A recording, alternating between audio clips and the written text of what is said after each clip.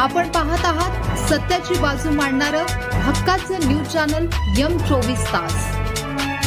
बोरगावात बिबट्याचा थरार, 5 शेळ्यांचा जागीच पडला बळी। उरण बोरगाव परिसरात भीतीचे सावट, वन विभागाच्या भूमिकेबद्दल ग्रामस्थांमध्ये तीव्र संताप। ईश्वरपूर जुनेखेड रस्त्यावरील बोरगाव हद्दीत गुरुवारी मध्यरात्री बिबट्याने केलेल्या भीषण हल्ल्यात 5 शेळ्या जागीच ठार झाल्याची धक्कादायक घटना घडली आहे। या थरारक घटनेमुळे संपूर्ण परिसरात दहशतीचे वातावरण पसरले असून वारंवार होणाऱ्या वन्य प्राण्यांच्या हल्ल्यांमुळे शेतकऱ्यांमधून तीव्र संताप व्यक्त होत आहे।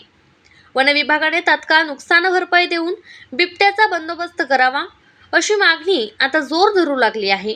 मिळालेल्या माहितीनुसार बोरगाव येथील शेतकरी लहू सलगर यांच्या शेतात रात्रीच्या वेळी मेंढ्या व शेळ्यांचा कळप बसवण्यात आला होता। गुरुवारी रात्री 2 वाजण्याच्या सुमारास दबा धरून बसलेल्या बिबट्याने अचानक या कळपावर हल्ला चढवला। बिबट्याचा हा हल्ला इतका भयानक होता की यात निपाणी येथील मेंढपाळ संजय हजारे यांच्या 2 कोकरू आणि 3 मेंढ्या अशा एकूण 5 जनावरांचा जागीच मृत्यू झाला। हल्ल्यानंतर परिसरात जनावरांची मोठी पळापळ झाली।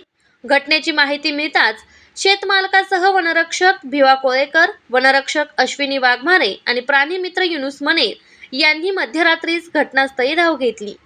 शुक्रवारी सकाळी ही बातमी वाऱ्यासारखी पसरताच ग्रामस्थांनी घटनास्थळी मोठी गर्दी केली होती। वन विभागाने घटनास्थळाचा पंचनामा केला आहे।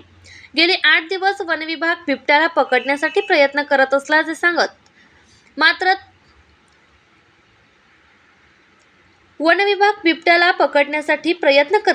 सांगत मात्र तरीही रात्री घडलेली ही घटना अत्यंत दुर्दैवी आहे। संबंधित गरीब मेंढपाळाचे मोठे आर्थिक नुकसान झाले असून शासनाने त्यांना तात्काळ योग्य ते नुकसान भरपाई दिली पाहिजे। सध्या उरण आणि बोरगाव परिसरात भीतीचे प्रचंड वातावरण आहे। वन विभागाने आता कोणतीही दिरंगाई न करता लवकरात लवकर या बिबट्याचा कायमचा बंदोबस्त करावा असे राजाराम बापू कारखाना संचालक शैलेश पाटील म्हणाले।